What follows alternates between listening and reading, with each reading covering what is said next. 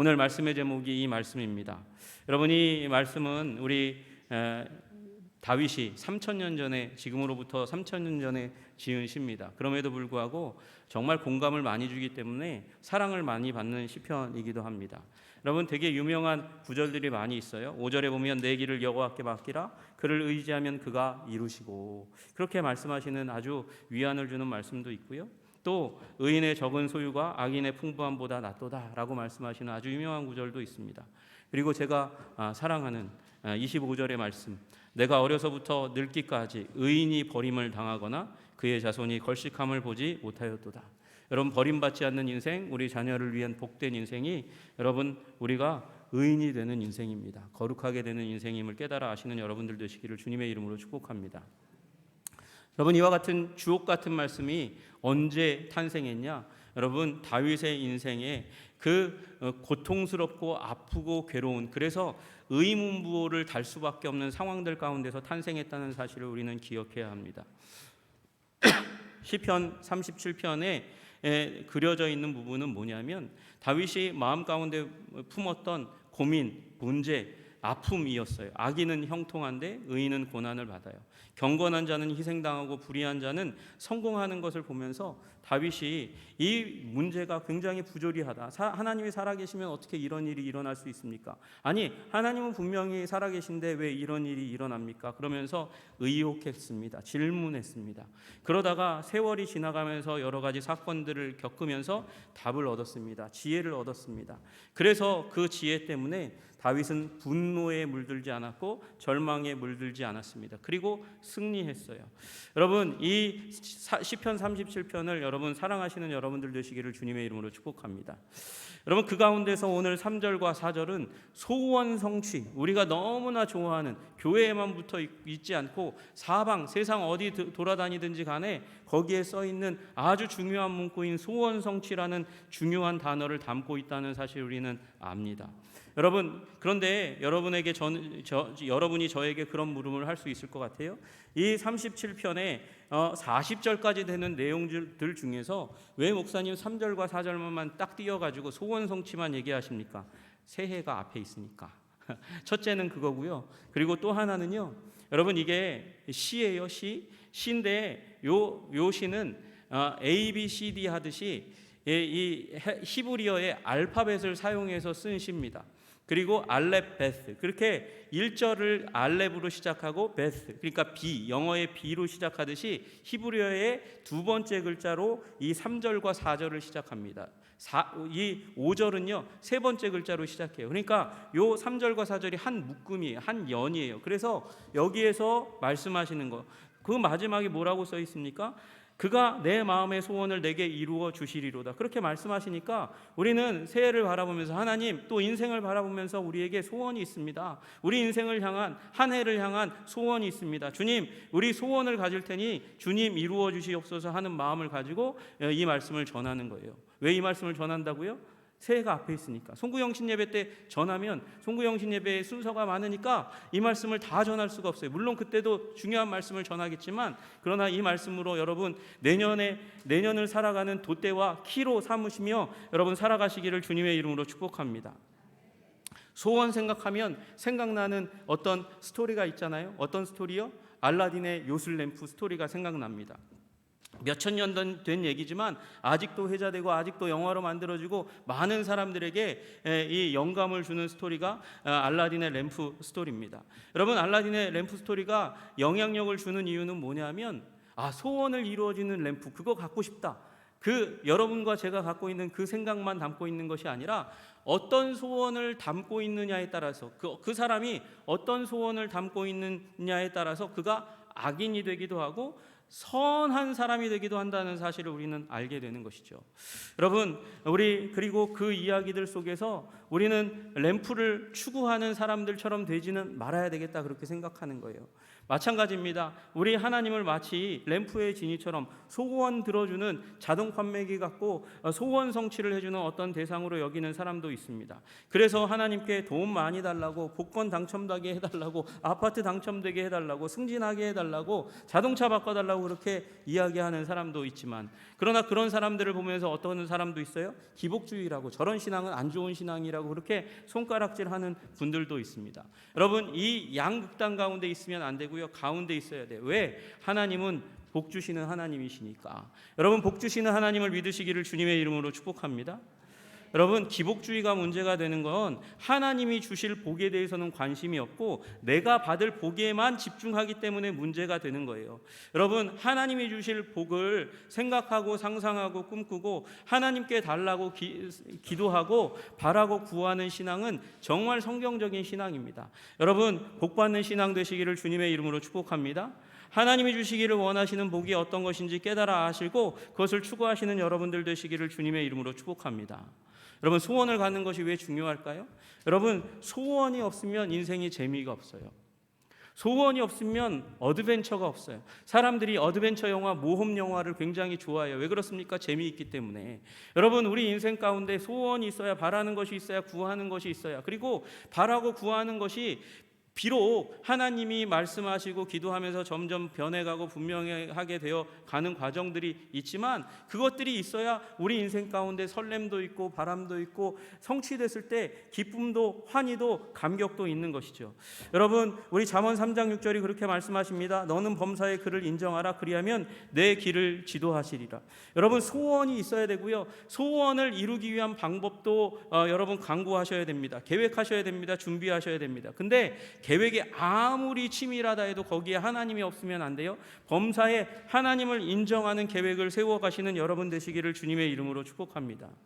여러분, 그런 관점에서 오늘 말씀을 들으시고 여러분에게 우리 지난 금요일 날도 나눠드렸던 페이퍼 뒤에도 남아있어요. 여러분의 삶의 계획들을 세워보세요. 영역을 적어보시고 우리 가정에, 교회에, 예배에, 또 직장생활에 나는 이런 일들이 일어나기를 원합니다. 그걸 단어들로 문장들로 써놓고 1년 내내 벽에 붙여놓거나 노트에 붙여놓고 기도하시면 하나님께서 이루시는 것을 여러분 경험하시기를 주님의 이름으로 축복합니다.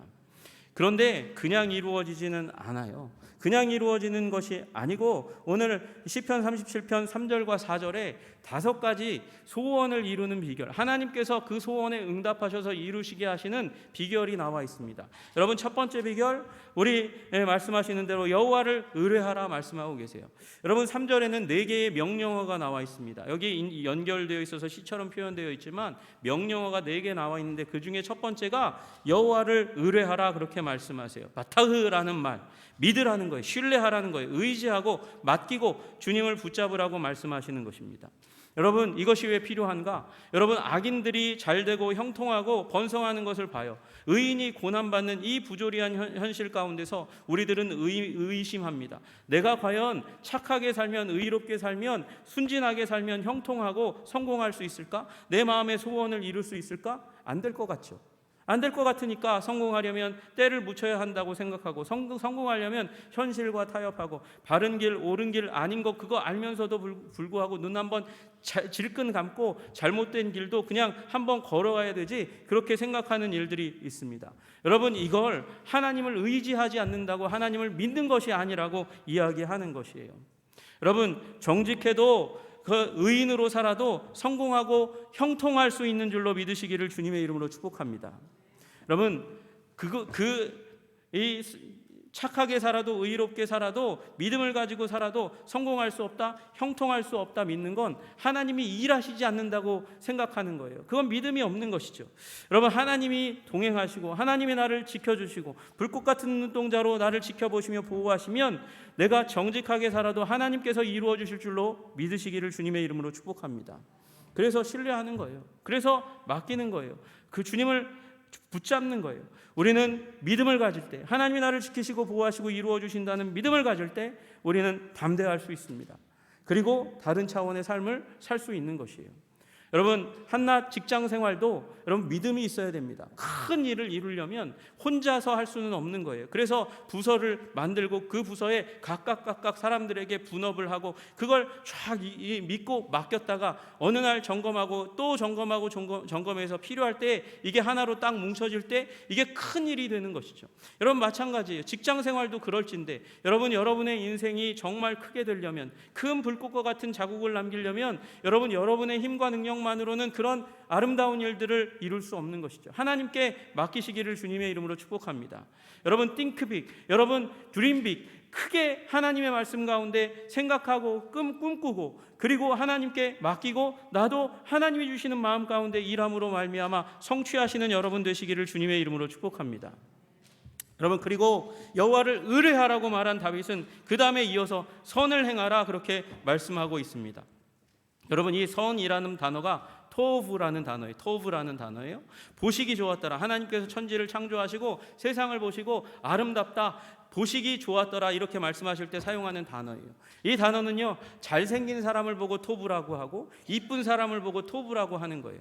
여러분, 외적으로도 아름다운 일, 그리고 의미적으로도 좋은 일, 그걸 토브한 일, 이 선이라고 이야기하는 것입니다. 여러분, 이 일들이 TV에 많이 나와요. 어떤 거예요? 감동적인 이야기들. 그게 선한 일이에요. 우리에게 보고 나서 감동이 막 물밀듯이 밀려와. 그러면 토브, 하나님이 토브하시는 일인 거예요. 여러분도 여러분의 삶 가운데 선을 행하시는 일이 일어나시기를 주님의 이름으로 축복합니다. 여러분, 좋은 일이, 아름다운 일이, 감동적인 일이 계속해서 일어나시기를 주님의 이름으로 축복합니다. 여러분, 이게 의뢰하는 것, 하나님을 믿는 것과 한 덩어리가 되어야 돼요. 여러분, 믿음이 있으면 선한 행동이 오게 되는 것이죠. 그것이 야고보서의 말씀이지 않습니까? 믿음이 있다 하고 그 다음에 그 행동이 없다면, 삶이 없다면 그건 죽은 믿음이라고 이야기하는 거예요. 여러분, 마찬가지입니다. 하나님을 의뢰한다면 하나님을 믿는 우리에게 선하신 하나님께서 선을 부어주십니다. 아름다움을 부어주십니다. 그리고 그 부어주신 아름다운 생각이 우리의 손과 발을 통해서 선한 일로 열매로 나타나게 되는 것이죠. 그래서 이 둘은 분리할 수 있는 것이 아니고 원래 하나인 거예요. 여러분, 여러분의 삶 가운데 선한, 감동적인, 좋은, 아름다운 일들이 없습니까? 그 선들이 내 삶에서 떠나가 있습니까? 그러면 여러분 의심하셔야 됩니다. 내가 혹시 여호와를 떠난 것은 아닌가?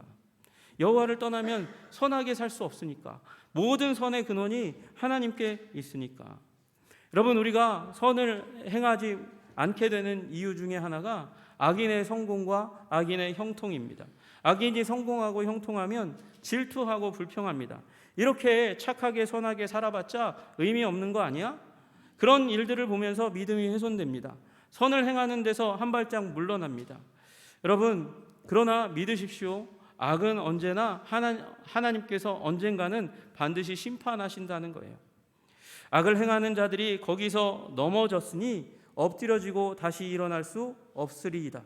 여러분, 시편 36편 12절의 말씀이에요. 이 시편 17편 그 앞에 있는 12절의 말씀이에요. 악을 행하는 자는 거기 넘어집니다. 아유, 목사님, 선을 행하는 자도 넘어지잖아요. 맞아요, 넘어질 수 있어요. 그러나 악을 행하는 자는 넘어지고 일어나지 못합니다. 그러나 선한 자는 하나님께서 일으켜 주심으로 말미암아 재기할 수 있는 거예요. 7.8기의 신앙인이 될 수 있는 것이죠. 여러분, 그러므로 악 행하는 것 때문에 주눅 들고 뒷걸음치고 낭망해서 선을 행하는 일을 포기하지 않고 계속해서 선을 행하시는 여러분들 되시기를 주님의 이름으로 축복합니다. 선을 행하는 것에서 물러나는 것, 안 하는 것, 그것이 세상에 악을 더하는 일이라는 사실을 우리는 알아야 하는 거예요. 악은 어떤 악이 있어요? 악한 사람이 자기의 삶을 통해서 악한 마음을 품고 행동함으로 말미암아 낳은 악한 행동들로 세상이 악하게 되는 것도 있지만, 또 하나 우리가 해야 되는데 낭망하거나 게으르거나 믿음을 지키지 못해서 놓치고 빠뜨려서 하지 않음으로 말미암아 만들어지는 악도 있는 거예요. 그래서 하나님께서 우리에게 말씀하시는 것이죠. 그럼에도 불구하고 악한 사람들이, 여기 37장 1절에 보세요. 악을 행하는 자들 때문에 불평하지 말며 불의를 행하는 자들을 시기하지 말고 계속해서 선을 행하라 말씀하십니다. 여러분, 아름다운 일 행하시는 여러분들 되시기를 주님의 이름으로 축복합니다. 여러분, 그리고 또 하나 우리 3절의 부분에 땅에 머무는 동안 그의 성실을 먹을거리로 삼을지어다 그렇게 말씀하시는데, 여러분, 여기에 이 땅에 머무르라고 명령어로 되었다는 사실을 기억하셔야 돼요. 땅에 머물라 이렇게 말씀하세요. 땅을 머물라. 여러분, 땅에 머무는 거 당연한 거 아닌가요? 우리가 살아가면서 어느 자리든지 차지하며 살아가잖아요. 그런데 이게 뭐가 특별한 의미가 되겠어요? 여러분, 머문다는 말은 잠깐 거한다, 여행한다, 스쳐 지나간다는 말의 반대말이에요. 땅에 거한다는 말은 장기 거주하는 것을 의미하는 것입니다. 오랫동안 있으면서 거기를 지키는 걸 의미하는 거예요. 여러분, 이스라엘은 하나님께서 모든 민족, 모든 지파, 모든 가족에게 하나님의 땅에 들어가서 그 땅을 차지하도록 허락해 주셨습니다. 그 스토리가 여호수아의 내용이에요. 40년 광야에서 방황하고 나서 요단강 건너가서 여호수아와 더불어서 땅을 정복하고 차지하잖아요. 여러분, 그리고 그것을 지키지 못했을 때 얼마나 비참하게 되는가, 그걸 말씀하시는 게 사사기의 내용이거든요. 여러분, 그러니까 이스라엘 백성은 그 하나님이 주신 땅, 그걸 지키는 게 과업이에요. 사명이에요. 그게 기업, 유업, 상속임과 동시에 자신의 삶의 특권임과 동시에 의무인 거예요. 여러분, 이스라엘 백성은 태어나면 자신이 노력하지 않아도 조상들을 통해서 주어진 땅이 있어요. 하나님께서 허락하신 영역이 있어요. 노력하지 않아도 받은 게 있어요. 그러나 다시 한번 생각해보면 그건 하나님께서 은혜를 주셔서 능력으로 부어주셔서 차지한 땅이고, 그리고 조상들이 믿음과 헌신을 가지고 전쟁에서 얻은 결과였어요. 모두가 하나님의 은혜와 조상들의 헌신의 결과였죠. 여러분, 그래서 이스라엘 백성들은 태어나면서 상속받은 그 땅은 하나님의 은혜요 조상의 헌신의 땅이라고 여기고 가치 있는 것으로 여기고 거기를 지켜야 돼요. 지켜내야 돼요. 그걸 놓치면 안 돼요. 경제력을 잘 지켜서 그 땅을 지켜야 되는 거죠. 여러분, 그래서 망했다가도 60년 희년이 되면 다시 해방되어서 그 땅을 다시 한번 차지하고 새 기회를 가지고 살아갈 수 있도록 하나님께서 이스라엘 백성에게 그 제도를 세팅해 주셨잖아요. 여러분, 그만큼 땅은 중요한 거예요. 그 땅을 지금 뭐라고 말씀하세요? 머물라고 얘기하는 거예요. 지키라고 얘기하는 거예요. 그 특권을 지키고 의무를 다 행하라고 이야기하고 있는 것이죠. 여러분, 여러분에게도 어쨌든 예수님을 구주 주님으로 믿고 교회 가운데 들어와서 어쩌고 저쩌고 신앙 어릴 때 뭔지 모르고 막 행동하다가 어느 자리에 딱 철들고 신앙에 철들고 보니까 여기 이 자리에 서 있는 거예요. 여러분, 성가대를 지키시는 여러분들 되시기를 주님의 이름으로 축복합니다. 여러분, 교사들은 교사의 역할을 감당하라고 오전 9시 예배 때 말씀드렸어요. 여러분, 우리에게 주어진 교회 안에서의 사명과 역할을 감당하는 것, 그것이 땅을 지키는 거에 그게 소원을 이루는 비결이라는 사실을 여러분 깨달아 하시기를 주님의 이름으로 축복합니다. 거기를 지킬 때 그것이 하나님이 우리에게 주신 특권이고 권리라는 사실을 믿고 거기를 딱 지키고 거기에 뭘 해야 돼요? 땀을 흘려야 돼요. 애써야 돼요. 여러분, 땅을 차지하면 거기에 그냥 땅을 차지하고만 있으면 거기에서 그 땅에서 열매를 쑥쑥 냅니까? 아니요. 갈아야 되죠. 농사를 지어야 돼요. 씨앗을 뿌려야 돼요. 땀을 흘려야 돼요. 눈물을 흘려야 돼요. 그래야 거기에서 열매가 나오는 거예요. 땅을 지킨다는 말은 그런 의미예요. 하나님께서 우리에게 주신 축복의 사명을 땀 흘려 지켜가시는 여러분들 되시기를 주님의 이름으로 축복합니다. 지미 카터라는 대통령이 있어요. 여러분, 이 대통령은 굉장히 유명해요. 인기 없기로 굉장히 유명했었습니다. 심지어 대통령 대선에 로널드 레이건에게 참패해가지고 재선을 못한 대통령으로 인기가 없어서 그렇게 유명한 사람이었어요. 그리고 또 하나 유명한 것은 그가 대통령에 퇴임한 이후에 더 위대하게 평가받는 대통령이라서 유명한 대통령이에요. 여러분, 이 대통령임에도 불구하고 전 대통령임에도 불구하고 그가 사명처럼 목숨처럼 여긴 것이 있습니다. 그것이 바로 교회학교 주일학교 교사의 사명이었어요. 대통령 선거 유세하다가도 모든 일정을 마치고 주일학교에 돌아와서 자신의 사명을 감당했습니다. 퇴임 후에도 마라나타 침례교회로 돌아가서 주일학교 교사 사명을 감당했습니다. 2015년에 90살이 되었습니다. 암세포가 뇌와 간에 퍼져서 그래서 투병할 때도 그는 주일학교 교사의 사명을 감당했습니다. 2019년에 넘어졌어요. 엉덩이가 부러졌어요. 그럼에도 불구하고 한 달도 채 되지 않아서 교사의 사명을 감당한다고 다시 한번 교회에 드러나고 나타났습니다. 여러분, 그가 그래서 미국에서 미국 교회들의 많은 기도를 받고 지금도 그렇게 존경받는 그런 존재가 된 것입니다. 여러분, 여러분에게 주어진 땅을 지키시는 여러분 되시기를 주님의 이름으로 축복합니다. 사명과 직분과 역할을 감당할 때 하나님께서 우리의 소원을 들어주실 줄로 믿으시기를 주님의 이름으로 축복합니다. 여러분, 또 하나 여러분, 이건 교회만이 아니에요. 여러분의 가정에서도 마찬가지예요. 남편으로서의 역할을 지켜야 되고요, 아내로서의 역할을 지켜야 되고요, 자녀는 자녀로서의 역할, 학생은 학생으로서의 역할, 직장인은 직장인으로서의 역할, 부모의 역할을 잘 감당해야 하는 것이죠. 그 자리를 잘 지켜내고 땀 흘릴 때 하나님께서 거기서부터 우리의 산업을 더욱더 아름답고 풍성하게 하실 줄로 믿으시기를 주님의 이름으로 축복합니다. 여러분, 또 하나, 주의 성실을 먹을거리로 삼으라, 그렇게 말씀하고 계십니다. 여러분, 이 말이 좀 시적인 표현이기 때문에 이해하기가 쉽지 않을 수도 있습니다. 여러분, 여기 먹을거리로 삼으라는 말은 이 먹으라는 말이에요. 먹으라는 말이에요. 이게 특별히 어떤 때 사용하냐면 목자가 양에게 풀을 먹일 때 이 동사를 사용하고요, 양들이 목자에 의해서 인도함 받아서 풀을 먹을 때 이 단어를 사용합니다. 아무 움직이나가 아니라 양이 풀을 뜯어먹는 거예요. 뜯어먹는 것. 여러분, 우리 목자이신 우리 하나님의 이끄심 가운데 우리 하나님이 주시는 양식을 먹으시는 여러분 되시기를 주님의 이름으로 축복합니다. 여러분 왜 먹으세요? 왜 음식을 먹으려고 그렇게 하십니까? 왜요? 살려고. 먹지 않으면 죽습니다. 먹어야 생명력이 이어집니다. 여러분, 그러니까 먹어야 사는 거예요. 먹어야 사는 거. 여러분, 먹어야 사니까 여기 말씀하시는 주님의 성실을 먹거리로 삼으시는 여러분 되시기를 주님의 이름으로 축복합니다. 여러분, 또 왜 먹습니까? 만족하려고 먹는 거죠. 만족하려고.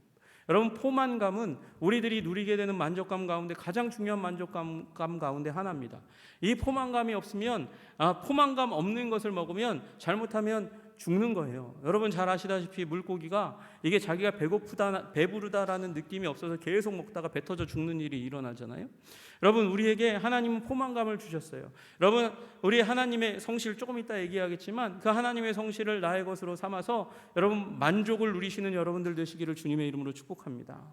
여러분, 그 만족감이 교회 가운데서 말씀 읽을 때 기도하는 가운데 누려져야 돼요. 그렇지 않으면 신앙생활하기 어려운 거예요. 또 하나, 기쁘기 위해서 먹습니다. 식도락이라고 얘기하잖아요. 여러분, 먹는 것에 기쁨이 있어요. 그래서 기쁨을 주는 맛집을 찾아다니려고 사람들이 시간을 쓰고 돈을 쓰고 그렇게 돌아다니는 일이 일어나는 것이에요. 여러분, 우리 주님의 성실을 여러분의 생명을 위해서, 만족을 위해서, 기쁨을 위해서 취하시는 여러분들 되시기를 주님의 이름으로 축복합니다. 여러분, 이 주의 성실인 그러면 무엇입니까? 주의 성실은 하나님의 사랑, 하나님의 사랑에 근거한 우리를 위해서, 그 사랑으로 인해서, 언약으로 인해서 우리를 위해서 일하시는 하나님의 성품을 취하라는 거예요. 먹으라는 거예요. 여러분, 하나님의 말씀을 통해서 우리를 위하시는 주님을 바라보시는 여러분들 되시기를 주님의 이름으로 축복합니다. 여러분, 이 말은요, 이런 거예요. 이런 거. 하나님의 말씀을 읽고 어떤 사람은 여기 논리적이지 않은 걸 발견합니다. 어떤 사람은 하나님의 말씀을 읽고 이게 나의 삶 가운데는 일어나지 않았다고 불평하는 일들이 일어납니다. 이게 사실이야? 물음을 가집니다. 의문을 가집니다. 나는 믿을 수가 없어. 동정녀 탄생 같은 거, 그런 거 믿을 수가 없어. 불신앙, 불순종 가운데 들어갑니다. 여러분, 그러면 의욕을 먹은 것이고 불순종을 먹은 것이고 불신앙을 먹은 거예요. 여러분, 그러나 이 말씀 가운데서 어떤 사람은 의심을 품고 어떤 사람은 불신앙, 역심을 품는 가운데 어떤 사람은 이것을 읽어가면서 하나님의 성실을, 하나님의 사랑을, 우리를 위해서 불꽃 같은 눈동자로 지키시고 오늘도 나의 삶 가운데 일하시는 성실하신 하나님을 발견하는 사람이 있어요. 성경 읽을 때만이 아닙니다. 우리의 일상의 삶 가운데서도 일어나는 여러 가지 일들 가운데서 도대체 하나님 나의 삶 가운데 무슨 일을 하시는 거야?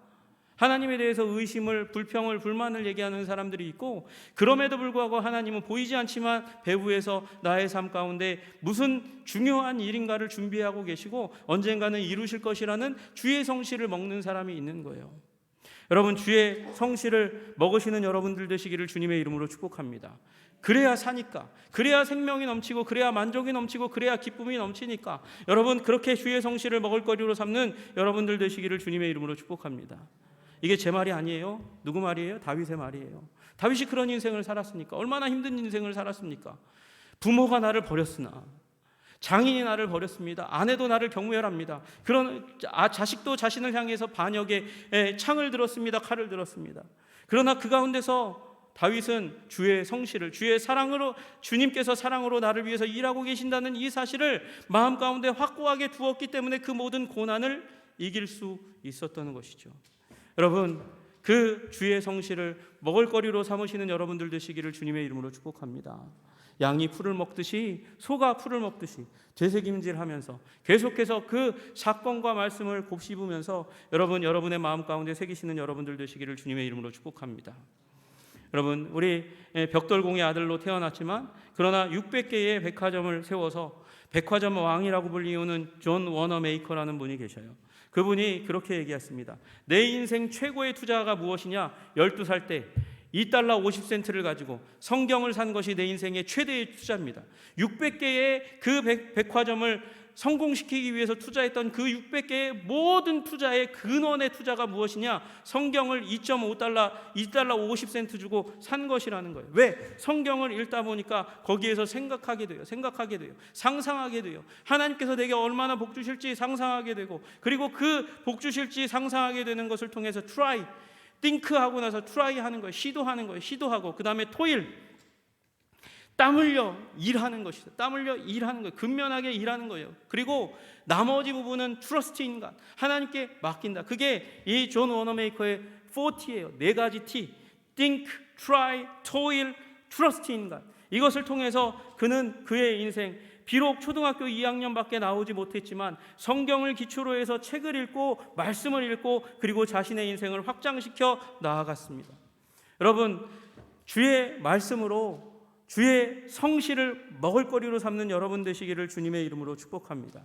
여러분, 우리 하나님이 성실하시니까 그 하나님의 성실을 먹으면 나도 성실한 사람으로 땀 흘리는 것의 가치를 알며 살아가는 존재가 되는 것이에요.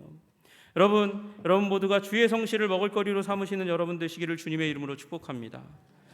그리고 마지막, 여호와를 기뻐하라, 그렇게 말씀하고 계세요. 여호와를 기뻐하라. 여러분, 여호와를 기뻐하시는 여러분 되시기를 주님의 이름으로 축복합니다. 기뻐하는 거 설명해야 돼요? 그냥 좋아하는 거죠. 웃음을 띠는 것이죠. 여러분, 생각만 해도 웃음을 띠고 이 웃음소리가 새어나올 수밖에 없는 것이죠. 그 대상이 갑자기 나타나면, 그 상황이 갑자기 나타나면 웃음을 지을 수밖에 없는 것, 그것이 기쁨이죠. 여러분, 저는 이 얘기를 할 수밖에 없어요. 왜? 제 인생에서 가장 행복한 순간이니까요. 내가 등장했는데 그렇게 격렬하게 반응하면서 기뻐해주고 즐거워해준 대상이 별로 없었어요. 누굴까요? 저희 아이들이요. 저희 아이들이 처음에는 수줍어했거든요. 엄마를 제일 좋아해. 제가 나타나면 이렇게 숨어요. 눈 하나 반쯤하고 이렇게 쳐다봐요. 엄마한테 숨어가지고. 그러던 아이가 먹을 거 하나 주고 안아주고, 먹을 거 하나 주고 안아주고, 말 태워주고, 이게 던져주고, 이렇게 하는 과정들 속에서 아빠한테 오면 즐거움이 있다는 걸 발견하고 알고 깨닫고, 그리고 아빠가 나타나면 갑자기 방방 뛰고 소리 지르고 아빠 왔어요 그러고 다리를 껴안고 뽀뽀해주는 일들이 일어나요. 여러분, 여호와 하나님을 그처럼 기뻐하시는 여러분들 되시기를 주님의 이름으로 축복합니다. 여호와 하나님이 여러분의 아버지이시니까 그런 기쁨 가운데 서시기를 주님의 이름으로 축복합니다. 여러분, 교회 생활, 이 기쁨 없이는 교회 생활을 하기가 힘들어요. 여러분, 우리 주님, 이 사람들 사이에서 여러 가지 말이 오고 가고 스트레스 받는데, 여러분, 그 기쁨마저 없으면 어떻게 신앙생활 합니까? 떨어져 나갈 수밖에 없는 것이죠. 꾹꾹 참으면서 믿어지지 않는데 믿어야 된다는 그 말 가운데 살고, 복종할 수 없는데 복종하는 그 태도라도 하려고 사는 것, 그게 종의 신앙생활이에요. 노예의 신앙생활이에요. 우리는 자녀의 신앙생활을 살아야 되잖아요. 여러분, 자녀의 신앙생활을 살려면 어떻게 해야 됩니까? 주님을 기뻐해야 돼요. 주님이 나를 위해서 죽으신, 정말 나를 사랑하시는, 그리고 나를 위하시고 오늘도 행동하시는 하나님이라는 사실을 발견하지 않으면 우리는 제 아이가 저를 기뻐하지 못했던 것처럼 여러분도 우리 하나님을 기뻐하지 못할 수 있어요. 여러분, 이 기뻐하는 것은 부록이 아닙니다. 이것이 본질입니다. 이것이 본질이에요. 신앙생활의 본질이에요. 우리 인생의 목적은 하나님을 영화롭게 하는 것이고, 우리 하나님을 가장 기뻐할 때, 우리 하나님을 기뻐하고 즐거워할 때 우리는 하나님을 가장 영광스럽게 영화롭게 한다. 이것이 존 파이퍼라는 이 당대의 미국에서 가장 영향력 있는 설교자가 부르짖는 외침이에요. 기독교 기쁨주의, 기독교 희락주의. 우리는 하나님을 기뻐할 때 하나님을 최고로 영화롭게 한다고요. 여러분, 주님을 기뻐하시는 신앙의 지경까지 나아가시기를 주님의 이름으로 축복합니다.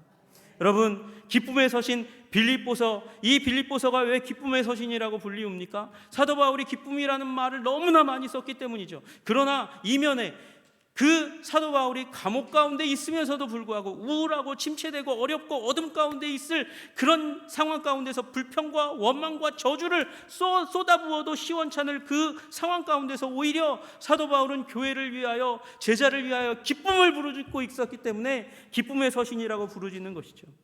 여러분, 기쁨이 승리입니다. 여러분이 기뻐하시기 시작하면 이미 하나님께서 여러분을 향하여 움직이고 일하고 계신다는 사실을 깨달아 하시기를 주님의 이름으로 축복합니다. 여러분, 우리 5가지 대전제, 이걸 여러분 2024년에 적용하시기를 주님의 이름으로 축복합니다. 여호와를 신뢰하십시오. 의지하십시오. 믿으십시오. 선을 행하십시오. 아름다운 일, 감동적인 일을, 여러분 이 일들을 행하시기를, 도모하시기를 꿈꾸는 여러분 되시기를, 그리고 행하시는 여러분 되시기를 주님의 이름으로 축복합니다. 땅을 차지하십시오. 땅에 머무르십시오. 하나님께서 우리에게 주신 사명지 가운데서 땀 흘려 노력하고 그 책임을 다하시는 여러분들 되시기를 주님의 이름으로 축복합니다. 주의 성실을 여러분의 먹을거리로 삼으실 때 여러분의 삶은 생명이 넘치고 만족이 넘치고 기쁨이 넘치는 일이 일어나게 될 줄로 믿습니다. 여호와를 기뻐하십시오. 기쁨은 부록이 아닙니다. 본질입니다. 중심입니다. 그것만 잘해도 우리는 하나님께서 우리를 사랑하시고 우리를 통하여 일하시는 것을 알 수 있습니다. 여러분이 5가지를 지켜나가실 때 우리 4절의 마지막 부분에 그 놀라운 약속이 성취될 줄로 믿습니다. 그가 내 마음의 소원을 내게 이루어 주시리라. 여러분, 2024년 주님께서 우리 소원을 이루어 주시는 감격과 감동으로 가득 채우시기를 주님의 이름으로 축복합니다. 기도하겠습니다. 하나님 아버지, 우리 마음의 소원을 이루시는 주님을 바라보게 하여 주시옵소서. 주님, 2024년 우리 바라보면서 2023년 우리가 돌아온 이 살아온 삶을 다시 한번 반추하며 반성하고 회개하며 더 나은 삶을 꿈꿀 수 있는 우리들이 될 수 있도록 주님 도와주시옵소서. 말미암아 주님께 기쁨과 영광을 돌려드리는 아름다운 인생 되게 하옵소서. 예수님 이름 받들어 기도드리옵나이다. 아멘.